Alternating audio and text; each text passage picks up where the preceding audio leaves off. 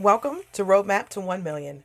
My name is Stacey Zeal, and if you're looking to make more money, gain your time back, and rapidly grow your visibility so that you can impact way more people with your brilliance, you're in the right place. This podcast is your one-stop shop for turning your online business dreams into a reality. My main goal is to give women entrepreneurs just like you the marketing strategies, guidance, and expert insights you need to hit that $1 million milestone and beyond. Whether you're a coach, a consultant, or an online brand that wants to make a big impact, Roadmap to 1 Million gives you the actionable strategies and inspiration you need so that you can implement right away, no fluff, no fuss. So, CEO, are you ready to buckle up and accelerate your growth?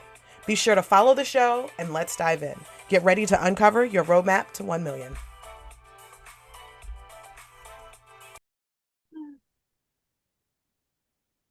All right, y'all. We are back on the Roadmap to 1 Million podcast. Another awesome guest. I am so excited. Let me tell you, I've been excited for this guest. And I know I always tell y'all I'm excited. I get that.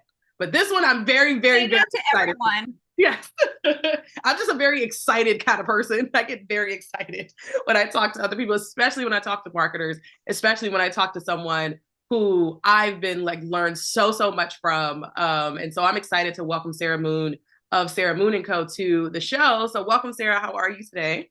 Hi, Stacey. Thank you so much for having me. I'm so excited. I love talking to you. I love talking to you too. This is going to be a jam-packed episode, y'all. So I want you to make sure that you have your pens, your iPad pen, your pencils, whatever you're using to take some notes. Please make sure that you're taking notes because this is going to be great. But before we start talking about what y'all have seen that the show title is about, I want to talk a little bit about your story because I read your bio and you said in your bio that you created Sarah Moon & Co. by accident or by mistake after a layoff. So tell me a little bit about that story, about a little bit about your background and how you started your company by mistake. As a joke, but it's also super true. I think it's funny, right? Most people have these wonderful, I started my business on a mission to transform this thing. And it's no, I started my business because I needed money. Straight up, that was, that's just I look at these folks who are able to sort of start businesses progressively while they have a day job. And I'm like, that looks incredible. It just it must be amazing.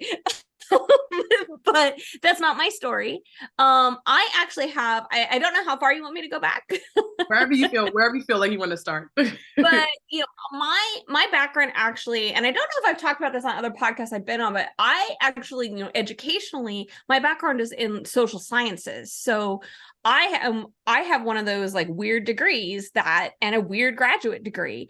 And turns out, and my plan was to kind of go down an academic trajectory. Mm-hmm. And I don't know if I tell people that very often. And at that time when I finished grad school, it was early 2000s, there was not a lot of opportunities.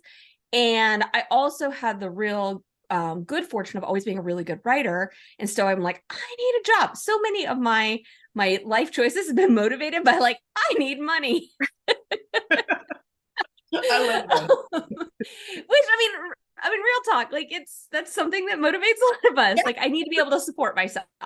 And so I started, I'm like, okay, well, I'm good at writing stuff. Let's start looking at jobs where I can write stuff.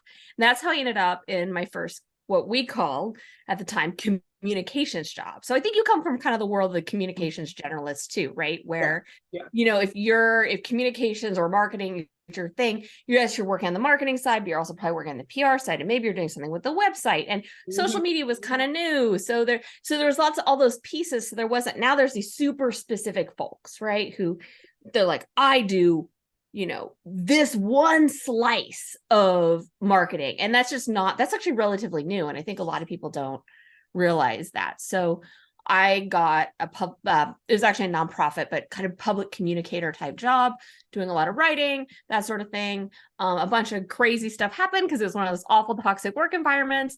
And little Sarah in her first job ended up being a director of communications. I love that because I feel like that's how something so many of us start. Sometimes it's you go into a job and then you're like, okay, I have no experience, but I have a degree. And they're like, okay, now you're in charge of all of the marketing. Degree in the thing that I was doing. So I was literally clueless. Literally. And like making it up as it went along, which now upon reflection, actually, I think was kind of, for me, kind of a good thing, because came in with no preconceived notions and ended up being a director of communications, went on and actually moved on from there and focused on public communications, public sector, PR and marketing and messaging, which I really loved. I actually became FEMA certified in basically disaster communications. So I have a neat little certificate from the Emergency Management Association. That's such a fun fact. I love that. Fun fact. And actually, I would have to say that is to this day, that is the most useful training I have ever had in my life. Because like, yes, absolutely changed the way I think about communications as a system. And like marketing as a system because that's a very specific way of thinking, and the way that information travels, not just down, but out and up. It was a complete reframe for me about just how messages disseminate to different levels of people, and that different levels of people need different information framed in different ways. That kind of concept. I mean, you know this, like you're an ads genius, so you know this. Like different audiences need the information differently, and that's. So that completely just absolutely transformed my thinking. So I always have to like shout out to FEMA. Shout out to FEMA. And then so I ended up running like communication department in New Mexico at a large school system, and then ended up moving back to my home state, Oregon, and did similar work here in the public sector. So that fast forwarded us to 2008. I wrote the city of Portland's first social media policy. Like, how weird is that? Oh, that's another fun fact. We're gonna do this episode fun facts about Sarah. Continually weird, like doing again. I was always even to that point, kind of just figuring out like, oh, this thing that's happening, like people are using Facebook a lot. This seems important if we're trying to reach the public. Like, let's figure out how to do that. You know, people are using Twitter to get like they're starting to use Twitter. Like, let's figure out how to use that to like reach more of the public. Like this really kind of fun part of that field of like working, really having an obligation to the public as a lot. So, you know, in business, we always are telling people your audience isn't the whole world. In public communication, a lot of times your audience actually is the whole world.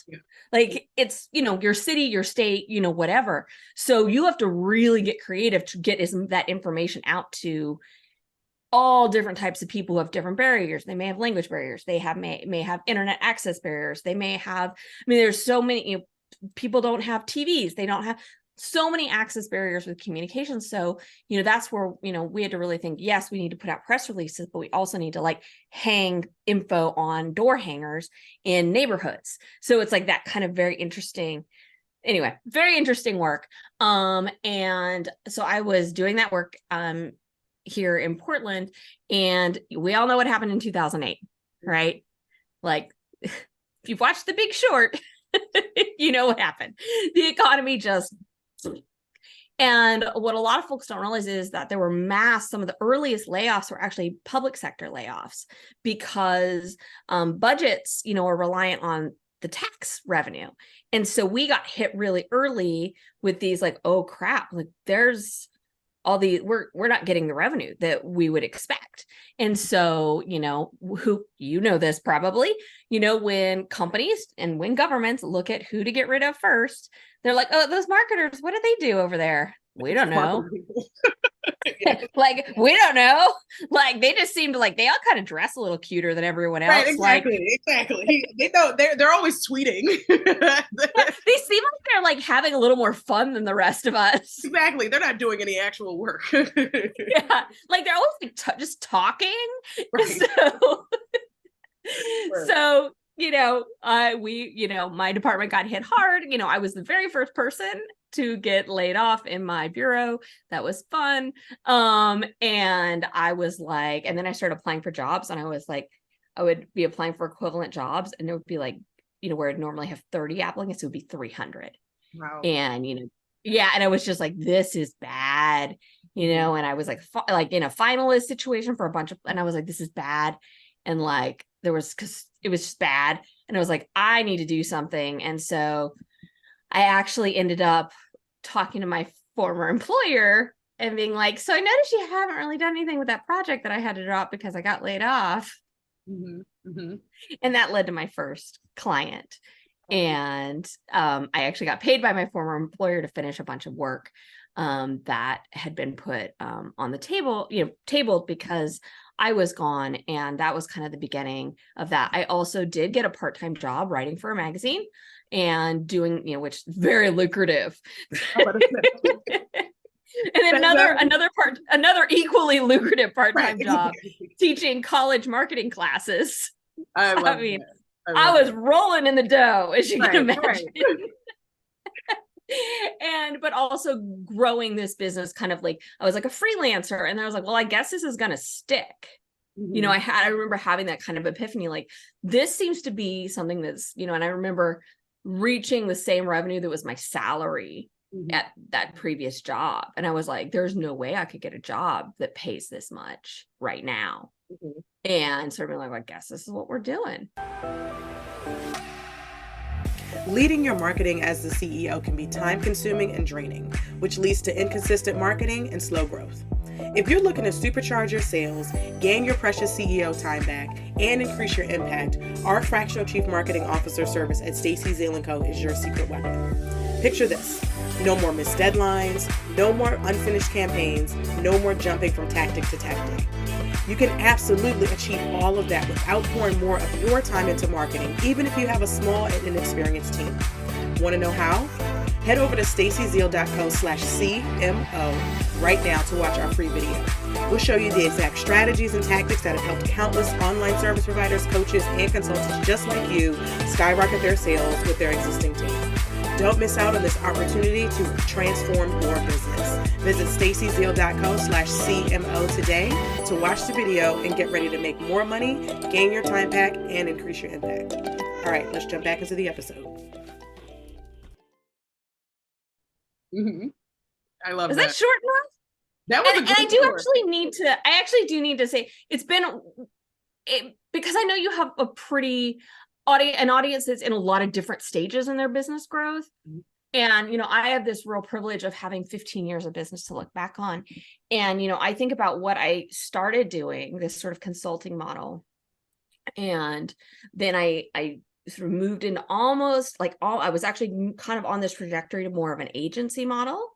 That sort of over time kind of evolved, with some team doing lots of execution.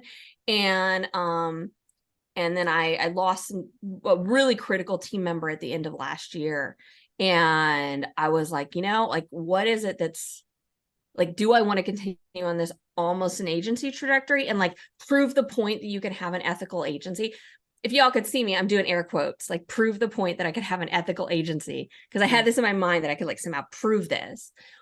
Or do I want to really think about why did I start doing what I'm doing? And it's because I love the consulting. So I kind of phased out a lot of that agency stuff that we were doing on the back end, and have been really moved back to sort of the roots of why I started doing what I'm doing, which is more the consulting side of things. So I always want to tell people, like, it's been like a peaks and valleys, loop-de-loop kind of journey, as like I've sort of figured out what I want this business to look like, and it could look different again in the future. And I think that's something that a lot of people don't hear, is that your business will go through sort of almost cycles or like life stages. And that's something I just want to tell people, like, and that's cool. Like, you're not flaky or weird or, it's just the way things are, Yeah, I love that. And I appreciate that, because that's really like how my journey has gone as well, where when I first left Zappos, I had started an ad agency because I was like, well, I know how to run Facebook ads and, right. ads, so I'm just going to start an ad agency. Got a bunch of clients, realized I hated it. I mean, not that I hated it, but it's more so like I realized that when I was at Zappos, I was running ads. I was building ads, for 4 years, like building tons of ads and all that. And I realized that towards the end of my time at Zappos, I wanted to be more in a strategic role. Like, I didn't want to be in the day-to-day building of ads. And so what I did was I ended up starting a business that put me right back into the role that I was trying to get out of. And I didn't like it. Exactly. And I didn't like it. And so, and also I realized when I was running ads for people, most of the problem that people had was their marketing strategy. It wasn't the ads. Yes. Like, running ads to a broken funnel is not going to grow your business. Right. Absolutely. So I was doing more consulting work, doing more strategy stuff. And I realized that that's what I really, really like to do. And, you know, I've gone on these like peaks and valleys and that kind of stuff like that. And so I appreciate you saying that, because that makes me feel better, because I just was like, oh my gosh, why do I keep changing? I keep pivoting. I keep doing this. I keep doing that. But it's like, no, that's a part of the journey. That's what it absolutely is. And the thing is that trying something and getting the information that, no, that's not quite the right fit, is so much smarter than being like, what if it's not the right fit, or sticking to something that's not the right fit because you made a big deal of this is your thing now. Yeah. Like, get the information. Information is neutral. It is not good. It's not bad. It's neutral. Get the information and make a decision based on that information that you've gotten. And I also ended up in the same situation where I was like managing projects and almost like triaging things. And I was not getting the opportunity to sit down with someone and being like, okay, so what's working? What's not working? How can we help this, you know, help you like optimize what you've got? How can we help you grow your vision? Like that kind of stuff. I was not getting to do that hands-on because I was moving cards on project management software, right? Yeah. Like, and is that the best use of my brain? Right. Exactly. Yeah. I love that. I love all of that. And one of the things you said when you first started talking was something that I think is so important to hit on, is that I remember also, like when I started in marketing, at least like, you know, when I started my career in marketing, that, you know, I had to know, I remember digital marketing was a specialization at that point. Right. Like saying you were a digital marketer, like, you know, because everybody. It was radical. Yeah, it was. Like before it was like, oh, it's all traditional, it's print, it's billboards. And I remember being at a job where we were like talking about billboards and all that kind of stuff. Yeah, how about toilet ads? Like literally ads on the inside of toilet stalls. That is so funny. Captive audience. Yeah. They're just sitting there in the bar. You're gonna look right at it. That's really good ROI. I bet. Because everybody who goes in there sees it. Like everybody. That is hilarious. And so, you know, now, like we were saying, like we're in a space where everybody is specialized. And like you said, that is a very new kind of thing. And I think that because, and I would love to hear your opinion on this, that I think that because now we're in a world that is so specialized that business owners who are not marketers like us coming into this space are really kind of siloing themselves, and they're not looking at their marketing holistically. They're either getting stuck where they're like, okay, I do Facebook and I do Facebook alone, and that's how I make my money, and that's it. And I hire a person who's a Facebook expert to teach me how to do that, or I hire somebody to take a course that teach me how to do reels and things like that. And people are not looking at their marketing in a holistic kind of space. They're not looking at it 5 miles down the road. Like I'm pointing at the road outside my window, and you know, I get it. Like there are loads of tactics that you can implement: ads, social, you know, a lot of what I do like is search, you know, search engine funnels, networking, referrals. I mean, there's any of these things will work and will actually work for quite a long time. However, I am somewhat risk averse. I'd like to have a plan that can weather like ups and downs and weird stuff. And that's where talking to someone who maybe like, you don't want me implementing your Facebook ads, but I tell people all the time, I'm like, you know, I think something you need to think about in the next year is adding ads to the mix, because you're going to have a really strong body of work that you could run ads to. We know that people, when they read these articles or watch these videos or what have you, we know that they get into your funnel. We have that data. You could explode your reach by investing in ads. Now, I'm not going to run your ads. Like I'm going to tell you to go talk to Stacy. Right. But I know enough of like the holistic side of things, that like how it all works together, to be able to recommend these tactics. But what a lot of newer business owners are doing is, and this is not their fault. So if you're feeling like called out, I don't want you to feel that way. This is because of the information you're given. Folks are self-diagnosing like what tactic they need to do. And they're finding like a social media manager who can like write great social media copy, and they're getting clients from the social media, but they don't know what else to do with that, because they've self-diagnosed, oh, I need to do more social, or they've self-diagnosed, I need to do more ads. And so they're kind of piecing it together without an overarching strategy statement, or even with their goals for, 3, 5, 10 years. Like, do you want to exit your business? Well, we need to build different systems and tools that allow you to do that. Do you want to convert your business from, say, like a done for you service provider to more of a thought leadership speaking type business down the line. Like there's, again, different path. Like we would go do a totally different approach. Do you want to just explode the scope and size of your law firm? Great. We can do that. Different approach. And like, there's different pieces that, but when you're self-diagnosing, like what you need to do to like, step like 300 feet down the road, like there's things that you'll miss, and that's not your fault. It's just what you hear when you Google. Right. Yeah. Yeah. I agree.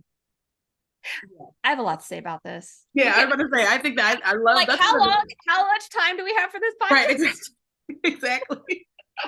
And that's one of the things, like, that's why I love your content and what you talk about, because yes, SEO is your thing and search funnels are your thing, but it's a SEO, right? Like you do have a holistic view of marketing and can see how all of these things work together. Because what I see is sometimes people have their marketing ends up operating in silos where they're like, okay, I have ads over here doing this and ads are doing its thing. YouTube's over here doing this and it's doing its thing. I'm creating blog posts and it's over here doing this thing. And I'm like, well, how is everything working together? Because when everything works together, the whole ship rises. Like we were talking about that in last week's episode with Jamar. And if you haven't listened to that episode, make sure you go check that out, because we talked about YouTube.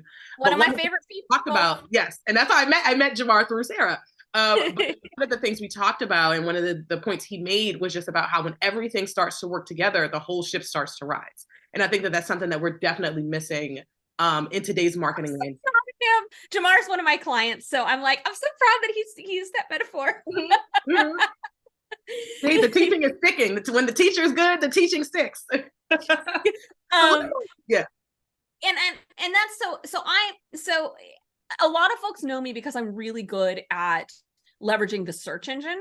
And what's really interesting is I have a whole framework and system that I use.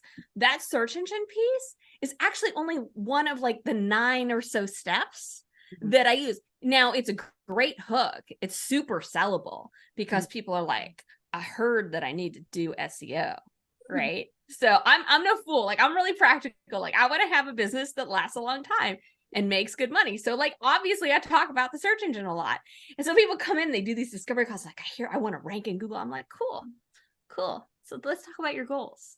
Let's talk about your business. Yeah. And because I call myself a marketing and business strategist, because I don't think those two things can be separated. They are, they're holding hands, skipping through the field. Yes. And I've used dorky metaphors. Apologies to I pictured all of your non-dorky listeners who are very cool and glamorous. But it's only one piece, and it, like I said, it's appealing and it's attractive, and the way I talk about it is really different than the way other people have talked about it. So there's something that gets people in. But then they see how we can use the data to like make messaging decisions, because we can understand, we can use that search engine data to see like, oh, well, that's interesting. My audience is actually Googling a really different term than the one I use. Oh, there's a misunderstanding here. Okay, so let's fix this message where there's this gap in knowledge.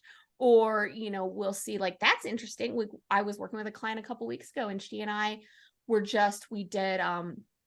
we did some I do live keyword research with clients. Like I don't go off into my, cave and like pull this out like a magic wand. Like I will pull up, my various tools and use it live with clients so they can see why and how I'm making recommendations. And we saw a keyword that it was like, holy crap, you have to be ranking for this. Like it was like non-negotiable. Like we've got to make this happen. So, and we didn't realize that it was something that her audience would be searching for. Like it seemed so niche that both of us just assumed it was so niche that no one would be looking for it. And we were like, wait a second. So it revealed that actually we had a slight misunderstanding of the sophistication of the audience, right? And that's why I get excited about talking about that kind of stuff. It's not just like, oh, we can get your website found, which is great and important. And there's some really great data around thought leadership and all that kind of stuff that I'm happy to chat about. But it's also that we get these amazing insights, probably much like you get when you look in ads accounts. You look at like lookalike audiences and all that kind of stuff. It's like, oh, that's interesting. Like I wouldn't have thought that someone who clicked on that ad was also interested in that. Oh, what story does that tell? Exactly. And that's why I love that stuff, is not because I think it's like so cool and exciting to like rank in Google, you know, it's that we get deep audience insights and then can adjust everything right to meet that audience where they're at. Right. Yeah, I love that. I think the same thing with how I approach Facebook ads, because I remember I had a client who she argued me down that people did not want to see her face in ads. So let me tell you, like, she argued me. She was like, nobody wants to see my face. It's all about, you know, the tool, because it's a startup, so it was a tech company, and so it was like, oh, it's all about the app and the tool and that kind of thing.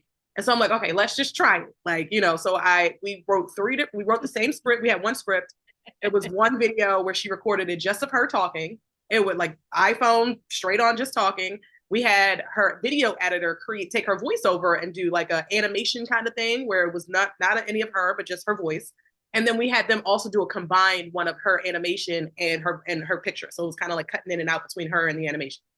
The ad that won out was the one of her just talking, like, by course. And so at one of those, and there was a learning for us because it helped us to understand that her audience wants to see her. They want to connect with her, right? And so that helped us to say, like, okay, well, we need to create more reels with you, because we were at the time they were creating more animated kind of stuff. And so I'm like, well, you need to start talking to your people. You need to start going live. You need to start doing these interviews and doing these workshops and things like that, because people are connecting with you. Yes, the brand and the startup and the tech is important, but they are connecting with you. And so those are kinds of things that you can, you know, the learnings that you get when you start to invest in ads, when you invest in SEO and these kinds of tactics that will give you information about your audience. But because that's the thing with organic social, it doesn't give you a whole lot of information. That information then you can use like in your, like, so if someone, you know, if I was your client, like, I'd also be like, well, that's interesting. Maybe I should also look at investing in YouTube. Yeah.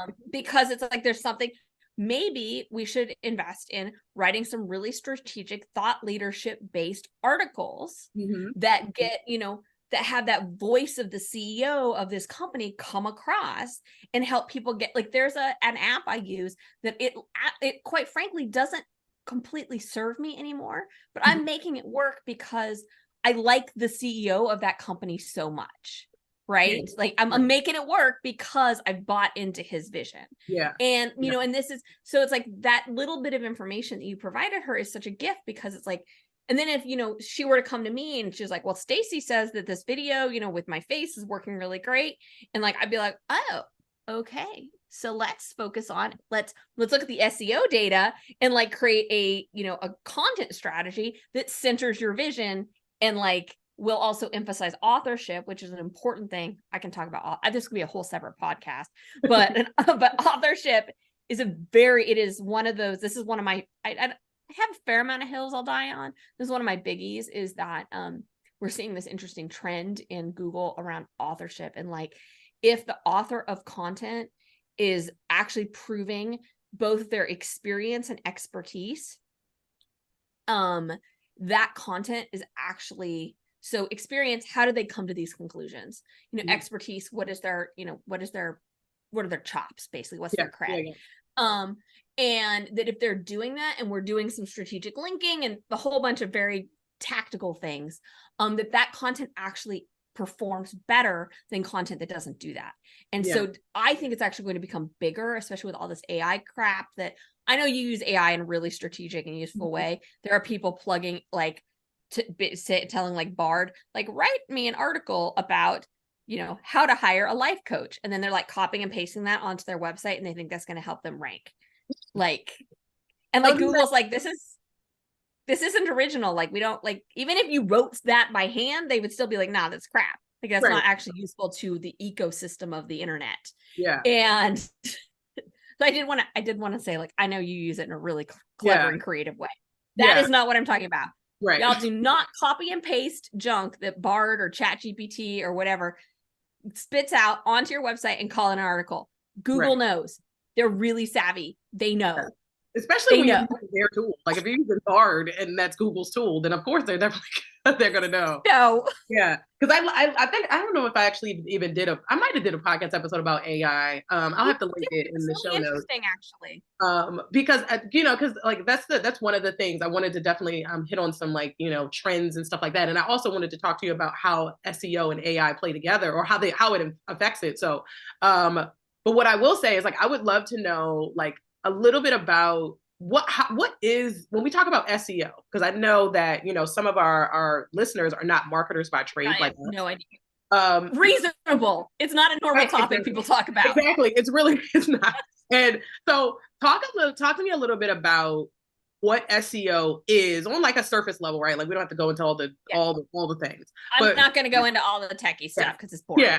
So what is it, and why is that really important for our CEOs who are listening, that want to really kind of take their businesses to the next level, especially as we are in November and we're coming up to 2024? What is it, and why is it really important for us to pay attention to, especially right now where we're at in the marketing landscape that we're in currently? So here's the reality. And this is, if y'all don't if you take away nothing else, this is a piece of information I'd like you all to take with you and like sit on and think through. 90% of internet experiences. So that means when someone picks up their phone, fires up their browser, whatever, however they are experiencing the internet, starts with a search.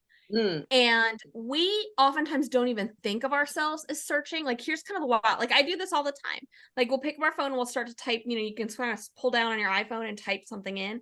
That is a search. Like, that is starting. So there are searches happening constantly. And so 90% of the time when someone is using the internet, the first thing they have done is some kind of search, whether it's for a specific website or a specific person, or they're looking for a product.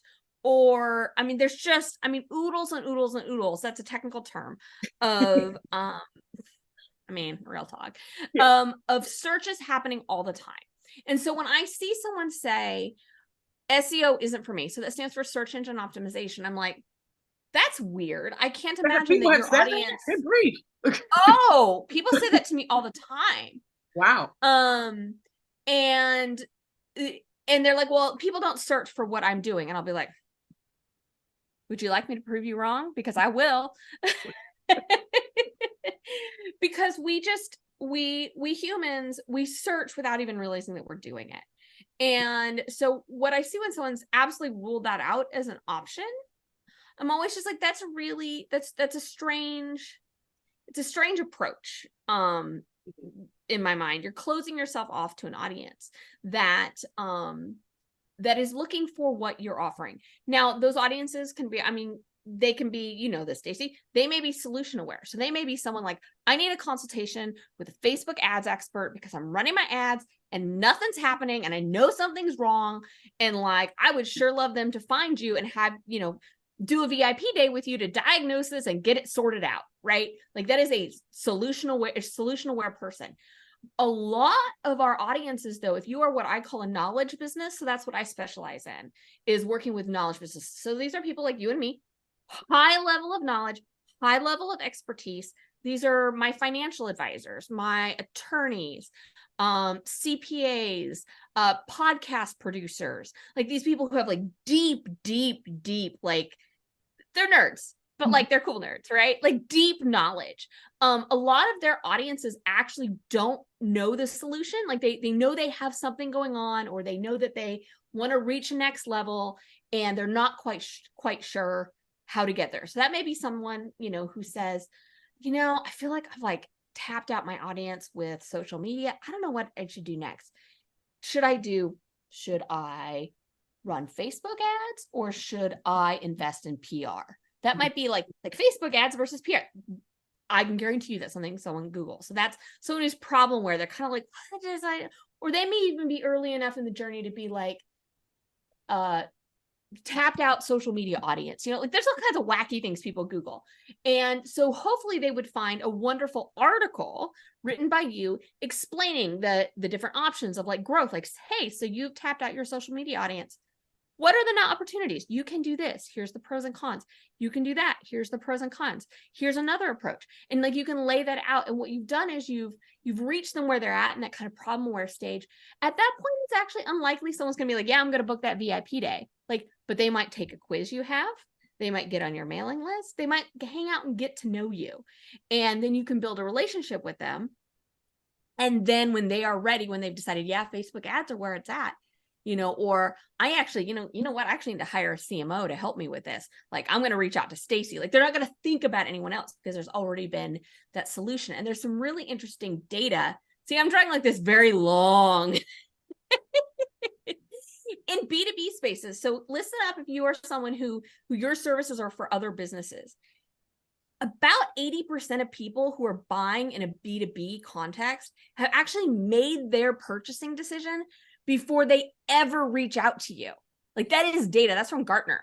Yeah. So if you get someone if you get them into your a search fuel funnel when they're in that problem aware stage, they're not going to look anywhere else. Yeah. And I mean, that's what the data tells us. Like, yeah, sure, there's some people who will. Most folks, it's going to be just a matter of like doing the paperwork. And so there's a whole lot of really fascinating stuff out there about search that I can go on and on about. But that's why I feel like it is an important part of a holistic or integrated, whatever your preferred word is, marketing strategy. I also believe things like ads are a really important part of that as well. And things like PR and all of these pieces, they all play together.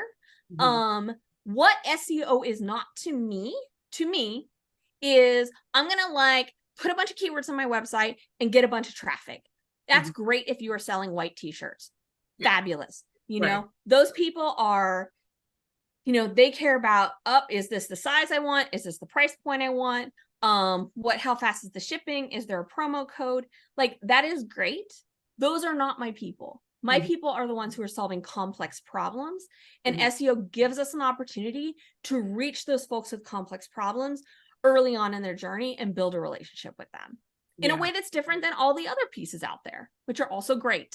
Yeah. I love that because it really, that's such a great breakdown of why SEO is so important and really kind of what it is, because like you were saying, like 90% of internet searches and of internet experiences start with a search. And I think that, if you're thinking about it, when you said that, I started thinking about like, oh my goodness, like, yeah, I do. Like, when I get on, even if I'm going to, sometimes I'll like search, like, I'll just Google Facebook ad library or something like that, because I don't feel like typing in the URL, right? Too late to type it, and then sometimes weird stuff pops up and you're like, oh.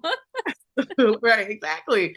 So I love that because it does help us to really kind of look at marketing in a more holistic kind of sense. And even though we search every day, we're searching for things, SEO, as a business owner, you want to make sure that you're showing up for the things that your clients are searching for, your potential clients are searching for, and you're helping to solve a problem that they may have. And I love that you also mentioned that a lot of people are, they're not necessarily as solution aware as we think that they are, right? They are absolutely not as solution aware. They're starting their search with a problem that they have. And it's like, okay, how do I know which direction to go? What should I do? Right. And so it really is important for us to really kind of show up and make sure that SEO is top of mind as we are creating content, especially because now we're just in such a content heavy world where quality of content matters. It's not just saying like, I'm putting out tons, like I'm putting out 6 blog posts a week, but it's like, I need to make sure that you're putting out a very quality piece of content. I personally would recommend I'd rather you put out one quality piece of content a week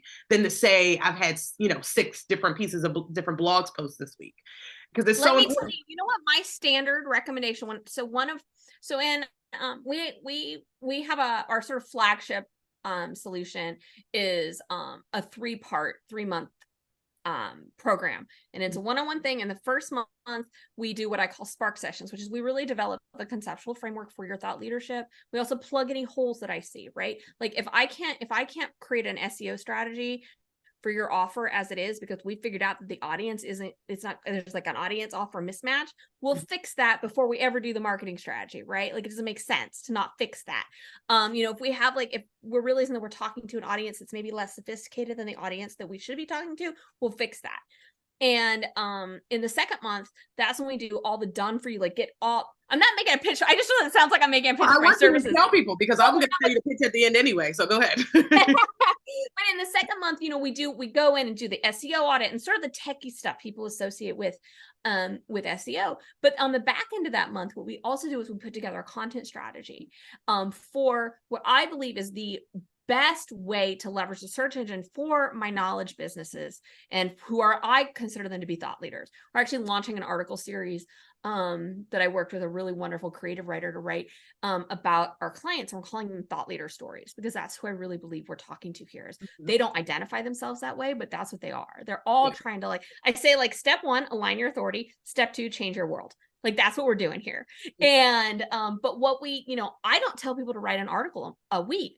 I say, let's shoot for one a month, because over a year, you're going to have 12 killer pieces of content using a search fueled structure that you can then use, like, keep them up to date, piece them apart, like use them for your socials, use them for your ads, use them for your podcast episodes, create YouTube videos like based on these and insert, like, this can be, and then 2 years, you've got 24. I mean, would I love people to do 2 a month? Yeah, but I'm a pragmatist. Like, I know how hard it is for people to do really amazing high level thought leadership. And this is another one of my hills. I believe the CEO of the company it is a non-negotiable. They need to be involved in that process. Yeah. Like, not only that, they should be the voice of that process. That is just the difference. Like your client who having her face in the ad, the difference is seismic, honestly, in having the CEO be the voice. Yeah. And I say that as, I mentioned that I have some writing coming out that I hired a writer to for a reason. And we actually have her as sort of the journalist who's writing this for our website, named as an author. So there's a lot of stuff to say about this, but that thought leadership piece, like, you can do, I'm yet to find a business that cannot find the time in a month to write one really high quality search fueled article. Like, and that's where your problem aware people who they know they need help with something, whether it's, problems can be good problems too. It's like, I'm at capacity. Like, what do I do next? Like, I've grown and I don't know the next steps. It can be those kinds of things. Sometimes there are things like, yeah, it's time for me to, like, get my business finances in order. Who can help? What's my next steps? So there's lots of different ways. And again, the data tells us. So this is something I told you I got data. Like, I was like rolling up my sleeves before this. I'm like, I got to pull up my data because I think this makes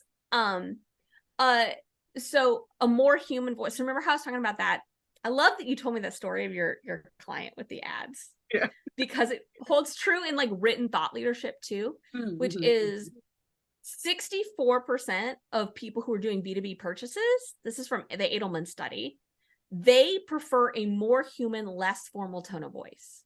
So if you all read, my news, I send a weekly newsletter. It's really great. You read my articles, anything like that. I actually make a point, not just because I am a pretty friendly, nice person, but because I know that's what my audience wants. They want a more human, less formal. They're talked at to, these are high achieving business people. They're talked at all the time, right? And, like, if you can actually have a conversation with them, it's like almost like a breath of fresh air. It's a relief, right? Yeah. And then 67% of those buyers, those B2B buyers, same study, they prefer knowing that it's a point of view of an identifiable author. So again, like, I'm like, so if we start piecing together that data with the search engine and someone comes across, maybe you're an attorney. I have a lot of clients who are attorneys, and they're all cool attorneys. And if any of you all are listening, I am talking about you. You are very cool. And they all have really interesting perspectives on legal work and the impact it has on their clients. And so if you're, say, an attorney and you do intellectual property, well, you can talk about trademarks and all the nuts and bolts, like, here's how you file a trademark, here's the waiting times, here's this, here's that. And yeah, you might get found in Google. If you're the attorney who's talking about how to leverage trademarks to make more money, or how to leverage trademarks to, like, to license your IP to, expand your business, and here's why this matters. Yeah. The data tells us that the buyers of that service are more likely to purchase from you than the person who's like, here's how you file a trademark. Here's what the waiting times are. Here's what the fees are. Like, and it makes sense. Like, you're human, you know, it makes more sense. Like but again, people, when they create search content, they suddenly go into this textbook mode. Yeah. That's not what we want. Yeah. So I can talk about this forever. Yeah. And I'm sorry, I kind of talked at you quite a bit there. I think it was so informative, because what it started to make me think about is what we were kind of talking about a little bit earlier, is with AI.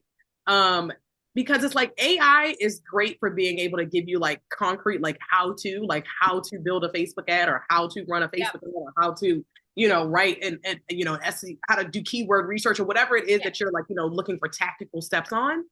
But one of the, and I might have, I can't remember, I feel like I talked about this in a live or something, so I had to actually do an episode on AI. But one of the things that I think is so interesting is that we're in a space where AI is taking off, and AI can give you this like actionable, you know, like do this step by step kind of stuff. And that's great. And that's awesome. And that you know, it's useful. But if you think about where consumers are in a space where they want thought leadership. They want you to they want to hear somebody's perspective. And that's what AI cannot give you. I cannot give you a perspective on a topic. And so I love what you said, because it's just so important to understand that even if technology is going one way, at the end of the day, your consumers, you have to go the way that your consumers are going, because they're the people that's going to buy from you. Like, right. Like Google, for the most part, unless you're doing B2B deals, Google's not about to buy from you. Right. Like, or, you know, the people who are doing like the technical how-to stuff, right? Like that kind of stuff is easily found, easily searchable. Fine. Like I can go to, I don't have to, I'm not feeling connected to anybody that just tells me how to build a Facebook ad. And how are you going to convert that person into your audience? Like, this is my other question that I ask, because a lot of folks will tell me, well, I did all this SEO, I've written articles, and I'll go and audit their content. And I'll say, well, your content is all just telling people like what code to put into their websites. A lot of my clients are also web designers. That's another kind of interesting niche that I have. And it's like, that's not actually like what is going to inspire someone to give you their email address, which is a very valuable asset that they have. Like, why am I going to give like currency now? Yeah, it is currency. But if say you're a web designer who is explaining, the content strategy behind an about page, because, we all I don't even need to look up the keyword research. I know that's a very heavily searched thing, because we all freak out when we have to go write our about page. Literally. And, you have like, a quiz or a workbook or something that helps people get even more clarity after the article, that breaks down the important components of an about page and why they're important. I'm like, yeah, you've earned my email address. Like, I'm curious what else you're going to tell me, Yeah. And maybe as I'm thinking about hiring this, because like, you kind of realize like designing a website is not something that most CEOs should be doing. Why do they always try? I don't know. And so, then, who do you think about? The person who gave you this really wonderful, profound insight that wasn't offered elsewhere. The also amazing thing is that Google, starting at the end of last year at Search on 2022, they said, we are going to start valuing even more so information that is providing new insights, that is progressive, building off of what is already in the search engine. And we're actually going to start displaying the results differently. So, right now it is changing somewhat for certain searches, but right now, if you do a search, you'll see a lot of information where it's lots of the same kind of article, and they tend to be very prescriptive. But Google has said, like, we realize that is not keeping people in the search engine. Google's very pragmatic. That people are like, they're clicking on 3 of these and they're like, what? Like, this is all a bunch of the same junk. Right. And so they're saying, hey, we're gonna be adjusting the algorithm over the next few years. It's going to change the way that information is displayed. It's going to be more visually immersive. It's going to have more, it's just going to have more different stuff that people will be able to access. And so I've seen that. So I'm going to tell a little story of my own efforts in this. When I read that, I was like, that's interesting. Let's do a little experiment. Because this is the way my brain works. I'm like, let's do a little experiment. Let's see, because there has been a keyword that that has been quite competitive, that I've had in the back of my mind that would be interesting to target, and that's SEO for coaches. Now, I don't work with a ton of coaches, but I work with few of them. Like I have a few really cool coaches, like executive coaches, those sorts of folks in my audience. And I've but I've never loved the content that's out there. No offense to anyone who has written content like that, but it's very much like first you do keyword research, Right. then you do your metas, and then you do this, and then you do that. And I'm like, like I just don't think that's for good information for these people. Like I don't think they need. I know what these people are doing all day. They're not going to be doing keyword research. Right. Exactly. Like exactly. I talk to these people. And when I talk to them, they want to know. Their biggest question is, am I ready for SEO? Right. Mm-hmm. So they're not like, oh, how do I do keyword research? I know for my actual one-on-one human conversations, am I ready? So I was like, well, what if I try a little experiment? Because I knew it was a competitive keyword. I knew there were some really big high authority websites that were ranking in the top for that. And there were also some, some professionals who specialize only in SEO for that audience. So I knew it was like kind of going to be, it was like, what's it going to work or not? So I wrote a different kind of article that was all about, it was an essential guide to SEO for coaches. And I talked about how, with that in mind, that the questions I've been asked by real people are, am I really ready?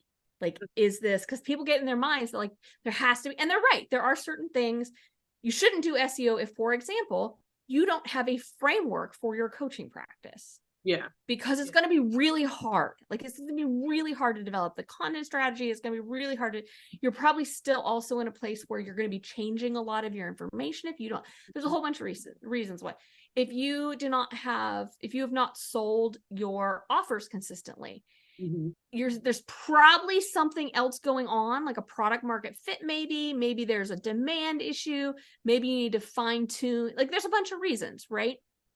Why? And it's probably the same with ads. Like you don't want to run ads to something that hasn't sold. Right. Like if there's eyeballs on it and it's not selling, that's a problem. Right. It's not an eyeballs problem. Right. It's not an eyeballs problem. Exactly. And that sounds, but a lot of people don't realize it. They think it's a numbers game. And yes, there is a certain numbers game, but if you're closing 0 of the 30 people who have been interested in it, you don't want to close 0 of 3,000 people who've been interested in it. Like that's depressing. You need to have some math. You need to be able to do the math also to figure out how much traffic you would need to get to increase your sales to whatever level you want to increase. Probably the same with ads. Yeah. So I wrote this article kind of breaking down a lot of that pre-work, like what is the stuff you need really before you reach out to someone like me, because I know these people are not doing SEO on their own. Like why would they do SEO on their own? That would be weird. And so like one of them was like a unique angle or perspective, and I can't remember what the others were, but it was a really interesting breakdown. I thought it was a really good article, and that started ranking in a few days. Wow. And it quickly was like number 7, and and now it kind of bounces around in sort of the top 4-ish, just depending on the mood of Google. Yeah. And it's an art, and I actually almost within a week got a new client from that article. Because it had, the person said, I thought I wasn't ready for SEO.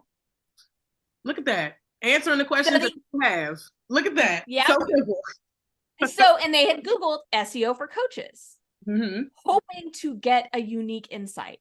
And I'm like, that's a data point of 1, right? But it tells me again that is very fast for something to appear that high in the search engine. That's very atypical. But Google must have seen, my theory is that, what Google has explicitly stated, which is we want to see unique perspectives, new angles, fresh information. It saw that and was like, wait a second. Wait a second here. And so it basically almost gave me bonus points, is the way I liked. So I kind of got to accelerate. It's like putting, throwing fuel on it. And I have lots of little stories like that, because it's been my experiment over the last year with my own stuff, and then some friendly clients who've been willing to kind of go on this ride with me as well, and thinking about their own content strategy, because that's what SEO is. And that's what a lot of people don't realize is it's content strategy. It's messaging strategy. Yeah. It's not just plugging keywords in. That's BS. Yeah. I love that. If you're a knowledge business, it is not plugging in keywords. It is your messaging strategy. It is your content strategy. It is the way you speak to your audience. It's the information that you present them with. It's all that. Like I also believe it's actually your like offer alignment. Yeah. Yeah. SEO will show you if your offers and your message are not aligned. Yeah. Absolutely. Yeah. And it's depressing. But it's clarifying, and we need to know that, because I tell people It's you good need to know what does not work and all in order to understand what does work. Like you have to be able to, you have to be willing to run some. I remember, like, you know, one time when I was at Zappos, we were you know, we had run ads for this brand so many times, and like we end up to the point where we create playbooks for brands. We're like, okay, we have a Crocs playlist, and playbook, we know exactly what works for Crocs. I would love to see the Crocs playbook. Yeah. I'm going to be really honest. Yeah. They had a big it was fun because they had like Crocs originally, like if you think about where they were at, like they were just like nursing shoes and stuff like that. But then while I was working at Zappos, we got to do some really fun, cool, creative kind of stuff for Crocs, because they had been in that rebrand kind of space where they're like, we do want to reach, you know, these other kind of groups of audiences. My husband and all his friends have Crocs, and it's the funniest thing in the world. I have house Crocs. I have outside Crocs. Yeah. I have slippers, fuzzy Crocs. I love Crocs. Yeah. Yeah, he and his buddy, like, they talk about their Crocs, how much they love their Crocs. It's like sport mode, like, or like, you know, regular mode. Like I love Crocs. Like I was not sold on Crocs until I got to Zappos. When I got to Zappos and everybody was walking around in Crocs, I'm like, what are these ugly shoes? And then I tried them on, and I was like, oh my gosh, now I have 3 or 4 pairs. It's kind of diabolical. I had the same journey with Birkenstocks. I was like, oh, these sandals are just so like, they're so basic. But then they became literally to the point where I wore my Birkenstocks so much I had to throw one of them away, because I was like, this is just crazy. So comfy. They're so comfortable. Like, honestly, I don't know how like fun you try to make them with like the metallic straps and stuff. They're still super dorky. Yes, exactly. It is, but they're just like so comfortable. And so like I love, so I got to run ads during their rebrand and that kind of stuff. But it's just, it speaks to what you were saying. It really just speaks to the importance of understanding that, you know, as a thought leader and as someone in this kind of knowledge-based space, like you have to have a perspective. So it's not about just saying like I have content, but it's like, what is the perspective that I am putting on this content? What is the spin? How am I being, you know, not even like spinning it, I don't mean like in a negative way, but like how am I taking this one basic kind of concept and adding my thoughts to it and actually adding some color to it so that people understand, you know, how things, you know, my perspective, and they buy into me as the brand. And so one of the things I wanted to ask you was, now I feel like we've definitely sold people on SEO, right? We've gotten people like, okay, I get it. I'm understanding it. I'm really kind of seeing the importance of it. Do they understand it, or have I just like completely like confused them? I think that they understand, because I'm like my thing is like I've learned so much just from talking to you about SEO, and I've known about SEO for a while because, like I said, had to learn how to do everything. It was a marketer of one for a lot of times, and I had to learn SEO, I had to learn this and learn this. And so I love how you've talked about how the landscape is kind of evolved, because I remember, you know, when people were doing keyword stuffing, and then Google said, no, we don't want you to do keyword stuffing, because, you know, then you're just trying to play the algorithm. And now Google is saying like, no, we don't want you to just create all this basic content. We want you to really have thought leadership and, you know, add your perspectives and stuff like that. What do we do now? Like, what are some steps that we are taking? Because we've already even talked about how do we know if we're ready for SEO? You gave us a great kind of walkthrough if we know that we're ready. What are the action steps that we take next to really kind of start this process of implementing SEO? So here's what I would recommend to anyone, and I think this is really accessible and approachable for anyone. If you sit down and you make a list of 3 big concepts, like, and big, it is very much defined by your niche, 3 big concepts that you want to be known as the subject matter expert on.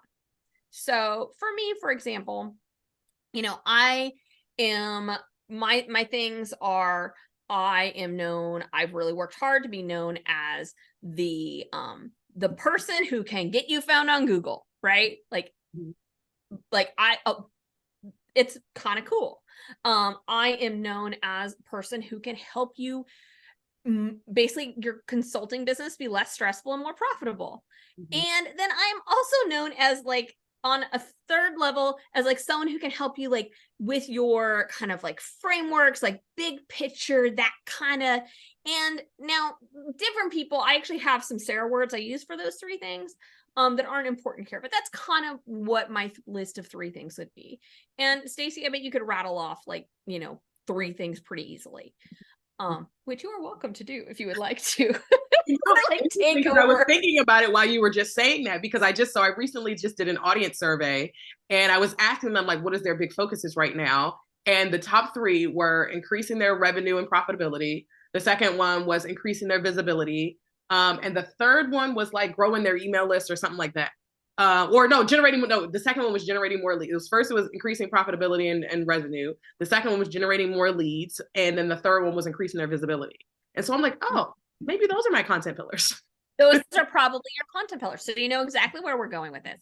So with those 3 big concepts, like sort of, kind of put them in your pocket, be like, I'm going to walk around with these. These are going to be the things I'm going to kind of, ride with.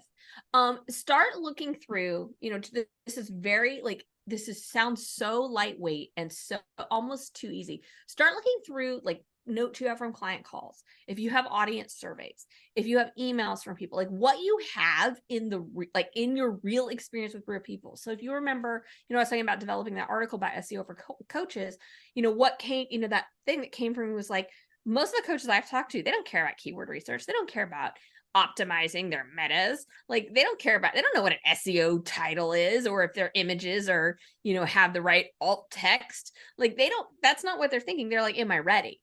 Because they don't want to fail, right?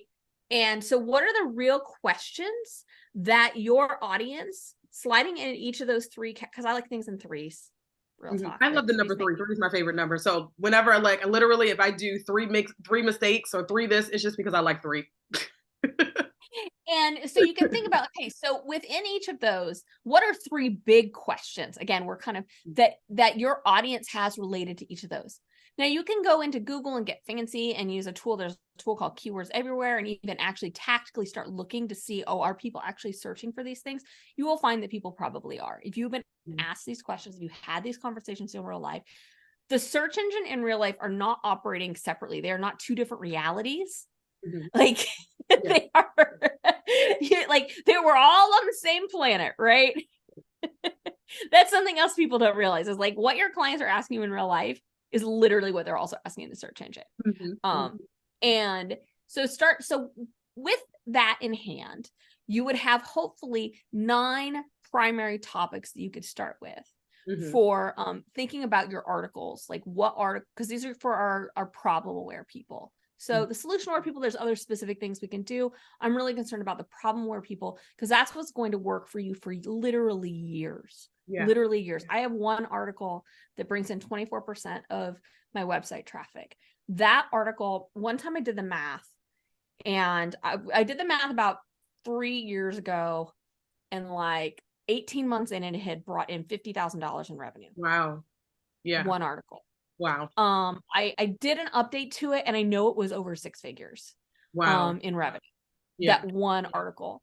And it continues, and so that's what I mean when I say like evergreen, like it's something that will continue to bring in revenue, build your audience, like all of that kind of stuff.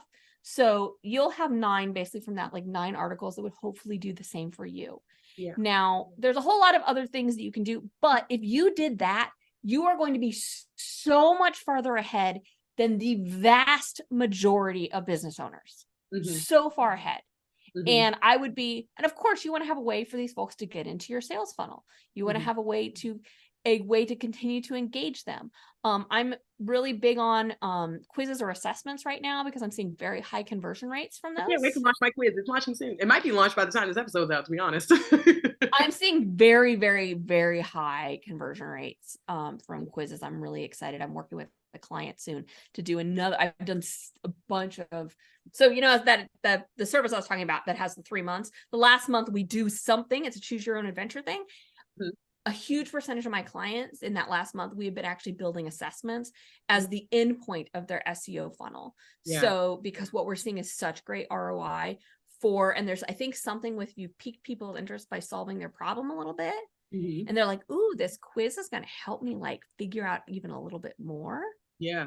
Oh, that's tempting. So then they'll do the assessment, and then they get on your email list, and they've already kind of bought in because they've gone through these different steps that have been very engaging and educational and interesting and interactive. So anyway, I'm doing another with another client like in a couple weeks. So I'm like, all I'm doing is assessments and quizzes. But I think for me, it's a really exciting endpoint. I don't even know if you call it an endpoint, but that call to action in a search funnel, because people I think are already in a curious mindset. This is my theory. This is me being really trying to psychoanalyze people. But if someone is searching and they find an article that solves their problem or gets them on the right path, and then they're presented with something else that's going to help them dig even deeper, and they're already in this mindset of like exploration, I think it's a very like my opt-in rate for my quizzes on like that one article I was telling you about is so high. Wow. It's like 57% or something, just bananas. So it's like, what? Anyway, sorry. I get very nerdy about quizzes too. Oh, I love it. Because your quiz is great. Like I took your quiz and it was like, so it was about like, what's your next marketing move or something like that. And and it was spot on. And I was just like, this is exactly what my next step should be. And so I agree that quizzes are definitely one of those things that it helps people to self-identify where they're at, because like you're saying, if somebody's coming, if they're searching for something and they're coming to your site, they probably don't know where they're at yet. Like if they're trying to say, are you ready for SEO and stuff like that? They're probably just like, I don't know if I'm ready for SEO, but if I can take your quiz and it can help me to identify that I am ready, or that even if I'm not ready, this is the thing I need to, work on. And what pieces can I put in place? Exactly. So I definitely think like I took a class on quizzes because I was like, I can see me using a lot of different quizzes, because people always ask me, am I ready for Facebook ads? And I'm like, okay, well, I'm gonna let you know. I'm gonna create a quiz for you and let you know if you're ready for Facebook ads.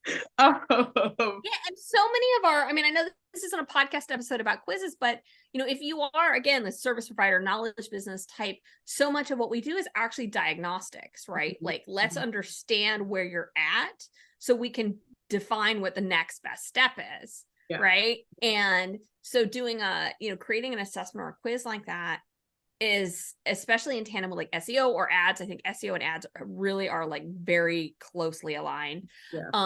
It can be just a really good way to just help people move forward in those journeys and become part of that like 82% that has decided on the purchase before they ever get on that sales call with you. Exactly. Yeah. And this is my little anecdote if people need any inspiration, is when I was more on the agency model, I had a product I service. If anyone doesn't know what that is, I have a little course on it. I loved your article on that too. I read that as well. I had a product I service that was a full complete website in one day. And this was before the day rate trend and the VIP day and all that. And it was had very specific parameters around it. That service was constantly, we had one spot a week. It was constantly booked. Like every Thursday was booked. The vast majority of those people never once got on a phone call. They would like inquire. There was a workflow that went out that sent them the info. They would fill it out, sign the contract, pay. And these were not cheap products. Like the cheapest version of it was like $4,000. Wow. And the most expensive version of it was $8,500. And the vast majority of those people, probably tracking around that 80% number, did not get on a call with me but they had gone through that SEO funnel where they were looking for this specific solution. It was a website for consultants. It was like, these very specific sorts of things. So by the time they got into the sales funnel, like they didn't even talk to me. Now, I actually love sales calls, and like it's real hard to actually get to work with me now without being on a sales call, because like I like to get to know people, make sure I can help them, all that. Yeah. But because you built that relationship through, you solved their problem when they were looking, they came, they explored more, found related information. They're like, this is a no-brainer. Like, I'm just going to like buy the thing. Yeah. So yeah, I have many stories like that. Yeah. I love it. I love the stories. I love everything that we've talked about today, because it's just been so informative for those of us out there, or those business owners out there that are really kind of stuck in one kind of thing. They're just like, okay, they're only seeing that 300-foot view instead of seeing that 5-mile view. So tell everybody how they can work with you. Tell people about your quiz or all the kind of things that you want them to do, like how to connect with you, all the things. So you can find me at Sarah with an H, moon like the sky, .net, N-E-T. And if you go to my site, you'll see there's like a resource hub where you can get all kinds of cool freebies. The best one is this assessment they were talking about, which is called What's Your Next Marketing Move? And that is basically based on, I have a very specific framework that I use for my work, which is this aligned authority model, because I really do believe that if you're leading a business in this day and age, it's not just about, I know we're talking about the roadmap to a million, but it is not just about the dollars and cents. It's about doing work that's joyful. It's about doing work that means something to you. It's about making an impact in your community, whatever that might be. And so one of the biggest reasons I see people struggling is because they don't actually have alignment in their business top to bottom. And so that's my system, is I make sure that is happening. And that it's like when that happens, you just feel a weight off of you, because it feels easy and it feels good. And so that's something I really believe in. And so that's what this assessment is based on, is it really helps you figure out what is the next thing to focus on to help move in that direction, because it is a continual journey. So whether you're brand new or you've been around for 15 years like me, there's going to be a step for you. You know, it's not like a beginning, middle, and end. It's really a cycle. Also, I have a shop with some really fun workshops. Some of them are free. Some of them you got to pay for. If you want one of the paid ones, you can use the code millions for a discount. Ooh, y'all, we got a code. Come on, y'all, we got a code.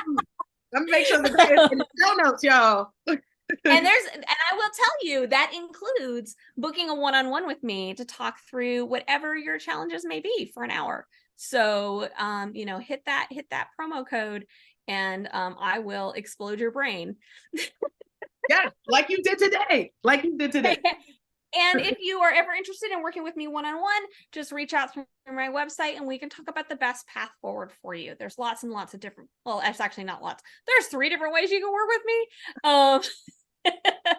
But they all use the same model and methodology, and it really depends on your goals and what you how far down that road you want to look. So yeah, I love that. Well, thank you so much, Sarah, for coming and giving us such great information. I told y'all that it was going to be full of fun information and full of gems.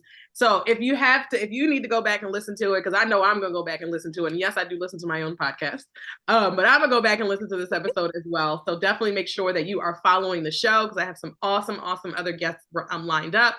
And make sure that you head to the show notes to get all of Sarah's links, and to her. I'm going to make sure the quiz link is in there, her site, all that kind of stuff. We'll make sure the promo code is in there as well.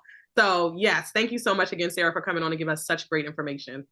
Thank you so much, Stacey. It's been so much fun. Yeah, no problem. All right, y'all. We will see y'all on the next episode. OMG, that episode was packed with gems. Are you ready for more? Head over to staceyzeal.co/podcast to get the show notes and to sign up to get our top 5 podcast episodes to help you streamline your marketing so you can make this your $1 million year. Head over to staceyzeal.co/podcast.